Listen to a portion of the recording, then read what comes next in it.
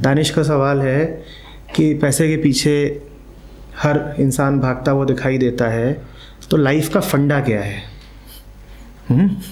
Life का फंडा क्या है? पैसा ही पैसा है या कुछ और है? बेटा इसका आंसर कोई बहुत गहरा नहीं है। तुम जब सिंपल हार्मोनिक मोशन की प्रॉब्लम सॉल्व कर सकते हो, तुमको इलेक्ट्रोकेमिस्ट्री समझ में आती है, तुम डॉपलर इफेक्ट का न्यूमेरिकल लगा लेते हो, तो इतनी छोटी सी बात तो तुम खुद भी समझ सकते हो। Second order third order differential equation solve कर लेते हो कि नहीं कर लेते हो? कर रहे हो कि नहीं कर रहे हो? तो ये जरा सी बात मुझसे क्यों पूछ रहे? तो दिख ही जाएगी। मैं अभी बोलूंगा इस पे, ऐसा नहीं है कि मैं ये बोल के रुक गया, मुझे भागना है इस सवाल से, मैं बोलूंगा। पर बोलते हुए भी मैं ये कह रहा हूं कि जिंदगी से जुड़े जो सवाल है ना, उनके जवाब जिंदगी में ही होते हैं। और जी हम सब रहे हैं, जिंदगी हम सबके पास है। आंख खोल के ध्यान से देखोगे तो जवाब मिलने शुरू हो जाएंगे। देखते हैं।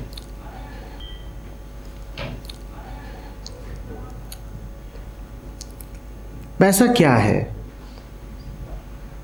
वहीं से शुरू करें। What is money? पैसा क्या है?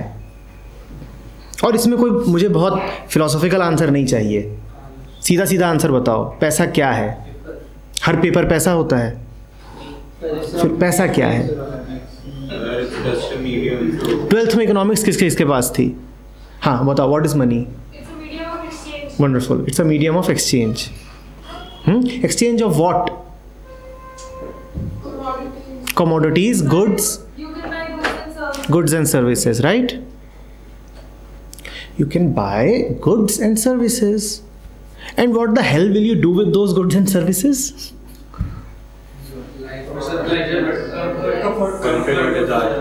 Comfort, है ना? Comfort किसके लिए? बॉडी के लिए, है ना? तो फिर ठीक है, कोई बुराई ही नहीं है। क्योंकि अभी तुम जो उस कुर्सी पे बैठे हो, अगर उसमें कांटे हों तो बड़ी दिक्कत हो जानी है। मानते हो कि नहीं? अभी इस हॉल में हवा का टेम्परेचर अगर 40 डिग्री सेंटीग्रेड हो जाए तो बड़ी दिक्कत हो जानी है। तो हम सबको जिंदगी में क्या चाहिए? थोड़ा सा कंफर्ट तो चाहिए ही है। तो कोई बुराई नहीं उसमें कि कोई बुराई है विशेष। अगर पैसा सिर्फ वहां तक जाए जो उसकी परिभाषा है, a medium of exchange, something to buy goods and services with, तब तो कोई बुराई ही नहीं है। आदमी तो छोड़ दो, जानवर भी कंफर्ट का ख्याल रखते हैं। अभी गर्मियाँ आ रही हैं, तुम इनको देखना, ये तो सड़क पर कुत्ते होते हैं, ये थोड़ी थोड़ी मिट्टी खोद करके ना वहाँ पर अपने लिए जगह बनाते हैं। बताओ क्यों मिट्टी खोदते हैं? ठंडा होता है। अगर तुम्हारी लोकेलिटी की कॉमन पार्किंग है तो वहाँ पर देखना कि रात में जो ये स्ट्रे डॉग्स होते हैं वो कार के ऊपर चढ़ के सो जाते हैं। कई बार देखा है? फिर गार्ड्स वगैरह आते हैं, उनको भगाते हैं। वो क्यों ऊपर चढ़ के सो जाते हैं? क्योंकि रात में वो जो स्टील की उसकी छत है कार की, वो ठंडी हो जाती है, रेडिएट कर देती है सारी हीट। तो शरीर को कुछ कंफर्ट तो चाहिए ही है ना? तो उसके लिए पैसा आवश्यक भी है। तो पैसे में कोई बुराई नहीं है दानिश। अगर पैसा सिर्फ वहां तक जाए तो तुम्हें कुछ गुड्स चाहिए। गुड्स मतलब जो हाथ में पकड़ा जा सके, जो टेंजिबल चीज हो, जैसे खाना, तो उसके लिए पैसा चाहिए। क्योंकि अब हम में से हर कोई जाके दाने पैदा तो नहीं करेगा, फसल उगाएगा तो नहीं, तो कहीं से खरीदते हो, तो उसके लिए पैसा चाहिए, पेट भरना है, ठीक है, कोई दिक्कत नहीं है।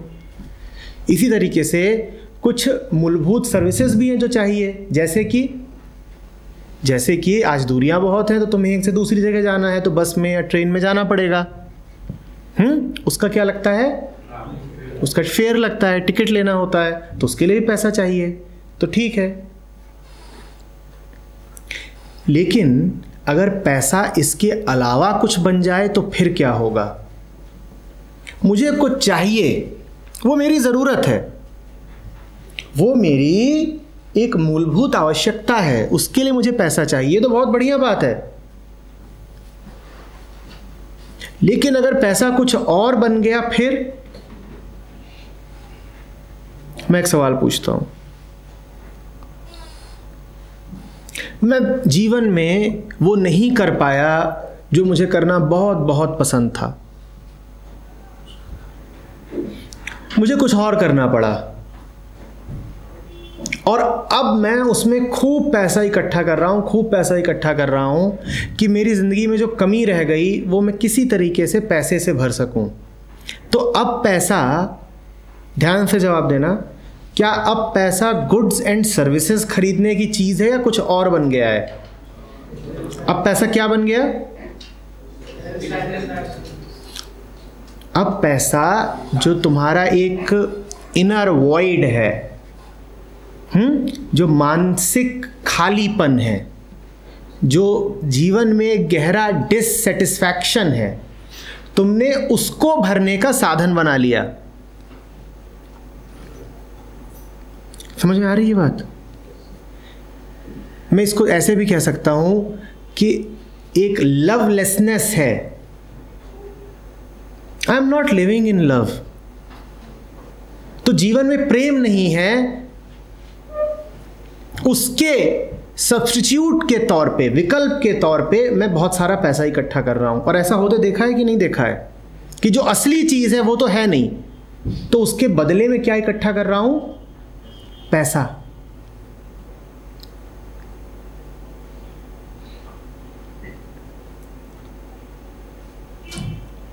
मैं मर रहा हूं जब, उस समय मेरे अकाउंट में 25 करोड़ रुपए हैं और मैं मर रहा हूं, ठीक है ना? क्या ये सारा पैसा मैंने गुड्स एंड सर्विसेज के लिए कमाया था? बताओ ना। अगर गुड्स एंड सर्विसेज के लिए कमाया होता तो उससे गुड्स एंड सर्विसेज आ गई होती। भाई थोड़ा बहुत बच गया संयोगवश तो अलग बात है, वरना इतना सारा कैसे बचता? निश्चित रूप से इतना सारा पैसा मैंने गुड्स एंड सर्विसेज के लिए नहीं कमाया था। ये मैंने किस लिए कमाया था? ये मैंने कमाया था साइकोलॉजिकल इनसिक्योरिटी से बचने के लिए। ये पैसे का बड़ा गड़बड़ उपयोग हो गया। मनी, तुमने बिल्कुल ठीक बोला था कि गुड्स एंड सर्विसेज को खरीदने का साधन है, पर अब जो हुआ है वो मनी माइंडेडनेस है। मनी में कोई दिक्कत नहीं है, पर अब ये मनी माइंडेडनेस है।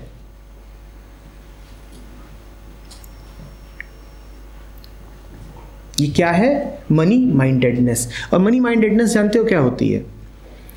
जब जिंदगी में वो सब नहीं मिलता जो असली है, तो आदमी उसकी भरपाई करना शुरू करता है पैसे के द्वारा।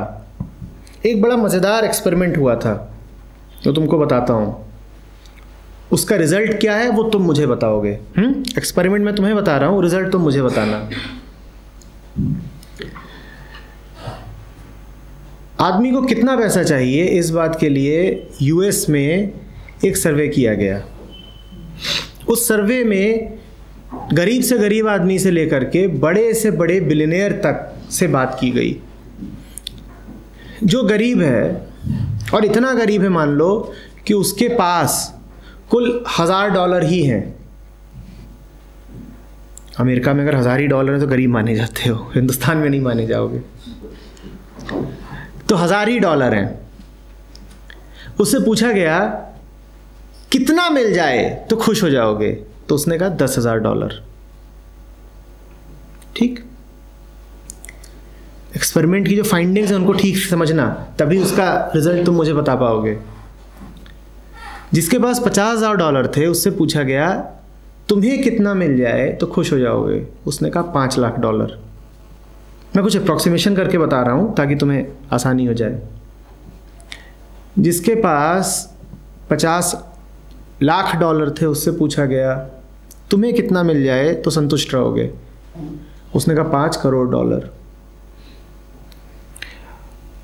और जिसके पास $1000 करोड़ थे उनसे पूछा गया तुम्हें कितना? वो बोले $10,000 करोड़। उतने में मेरा पेट भर जाएगा। क्या बात निकल के आ रही है इसमें से? फर्क नहीं पड़ता कि तुम्हारे पास कितना है, तुम्हें उससे करीब करीब 10 गुना अभी चाहिए। तो इसका मतलब क्या है? इसका मतलब यह है कि सब एक बराबर गरीब हैं, क्योंकि सबको ही 10 गुना चाहिए। तुम कितना भी कमा लो अभी तुम्हें 10 गुना और चाहिए ही है। तुम चाहे $5,000 पे बैठे हो या $5 करोड़ पे बैठे हो, तुम्हें अभी कितना चाहिए? कितना चाहिए? 10 गुना। तो कमाते जाओ, लेकिन भूख तुम्हारी उतनी ही रहेगी। भूख इसलिए रहेगी क्योंकि उस भूख को पैसे से मिटाया ही नहीं जा सकता है। पैसा बढ़ता रहे, भूख तो उतनी ही रहेगी ना। पैसा बढ़ता रहे, भूख उतनी ही रहेगी। ऐसे ही ले लो, जब मैं भूख कह रहा हूं, तुम्हें भूख लगी हुई है, पेट भूखा है और तुम्हारी जेबें भरती जा रही हैं, तो क्या भूख कम होती रहेगी? जल्दी से बोलो। पेट में भूख लगी है और पहले ये वाली जेब भर दी, फिर दोनों उधर उधर, waist pocket, breast pocket, coat, trouser, socks सब भर दिए, अंडरगारमेंट्स, लो कितने नोट चाहिए, भर देते हैं। भूख मिट रही है क्या? तो जब पैसा ये काम करना शुरू कर देता है तब पैसा बहुत बहुत जहरीला हो जाता है कि तुम्हें पता ही नहीं है कि तुम्हारी असली भूख क्या है और तुम नाहक ही पैसा कमाए जा रहे हो। तुम्हें चाहिए थी उड़ पाने की फ्रीडम, वो तुम जीवन से ले नहीं पाए, तुमने सोचा पैसा कमा लूं। तुम्हें प्यार चाहिए था, वो तुम्हें मिला नहीं, तो तुम पैसा कमाए जा रहे हो। और तुम सोच रहे हो कि पैसा कमा के तुम्हारी भूख मिट जाएगी। नहीं मिटेगी, तुम कमाए जाओ, नहीं मिटेगी, क्योंकि उस भूख का पैसे से कोई लेना देना है ही नहीं। पैसा तो बस उतना ही चाहिए होता है जितना कि, जैसा तुमने कहा, क्या नाम था, कि गुड्स एंड सर्विसेज के लिए। और वो पैसा बहुत ज्यादा नहीं होता, क्योंकि हमें गुड्स चाहिए ही कितने हैं। हमें कितने गुड्स चाहिए? तुम कितनी भी कोशिश कर लो, एक हद से ज्यादा गुड्स तुम करोगे क्या? कोई भी आदमी 50 कारों पर तो एक साथ नहीं चल सकता ना। खाना तुम उतना ही खाओगे जितना कोई और खाता है, या ज्यादा पैसा है तो इतना सारा खा लोगे। तो बहुत सारे गुड्स का तुम करोगे क्या?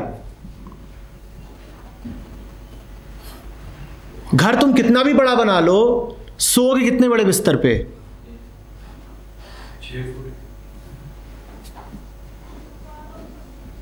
तो गुड्स एक सीमा से ज्यादा तुम्हारे काम आते भी नहीं है। तुम्हारे पास होंगे बहुत सारे कपड़े, कितने पहन के आए हो? यहां ऐसे कितने लोग हैं जिन्होंने 15-20 शर्ट एक साथ डाल रखी हैं?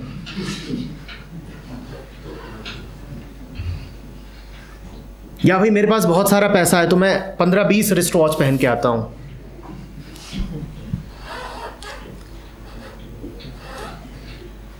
एक हद से ज्यादा तो पैसे की कोई जरूरत ही नहीं है।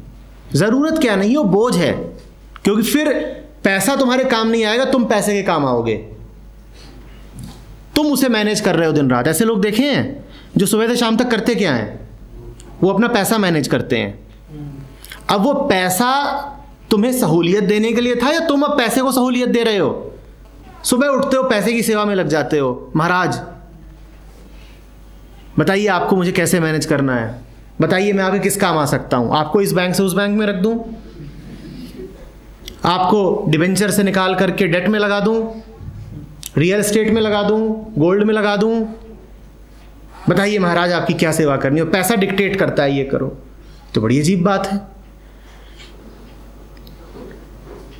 ये वैसा ही है कि एक घर है जिसे मैं जानता हूँ जहाँ कोई आता नहीं, पर उनके घर का ड्राइंग रूम बहुत बड़ा है।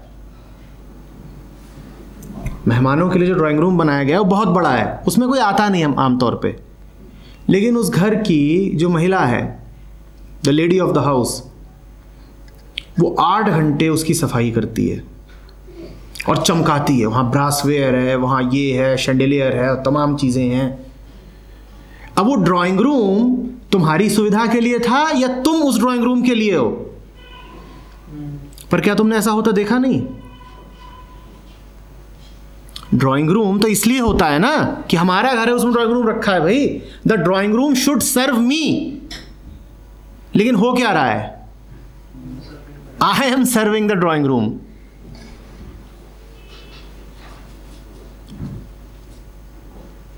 तुम पैसे से अपनी गुलामी करवाओ, बहुत अच्छी बात है, लेकिन जरा सा होशियार रहना कि तुम पैसे से गुलामी करवा रहे हो, तुम पैसे के मालिक हो या पैसा तुम्हारा मालिक है। अगर तुम ये पाते हो कि तुम्हारी जिंदगी के सारे निर्णय पैसे के ही इर्द गिर्द घूम रहे हैं, तो तुम पैसे के मालिक हो या पैसा तुम्हारा मालिक है? दोस्ती करने से पहले अगर तुम्हें देखना पड़ रहा है कि इसके पास पैसे कितने हैं, प्यार करते समय भी तुम्हें यही ख्याल आ रहा है कि ये कमाता कितना है या कमाती कितनी है, तो पैसा तुम्हारा मालिक है, तुम पैसे के मालिक हो। जिंदगी में, दिमाग में हर समय सिर्फ एक ही धुन बज रही है, पैसा पैसा पैसा।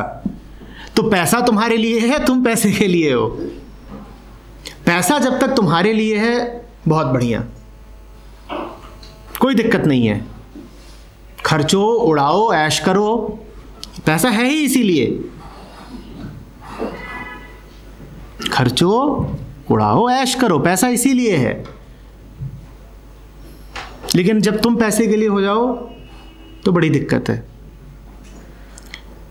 एक अमेरिका से एक दूसरी कहानी है। एक अमेरिकन बिलियनियर मर रहा था।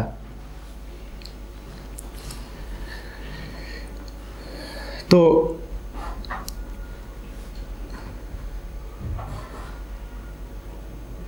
बड़ा दुखी है मरते समय, जबकि आमतौर पे ज़िंदगी में जो कुछ भी माना जाता है कि सक्सेस है, वो उसने पूरी हासिल करी थी। अमेरिका के ही नहीं, दुनिया के गिने हुए अमीरों में उसका नाम था। जब वो मर रहा था तो उसके खाते में $5 बिलियन थे। बहुत होते हैं,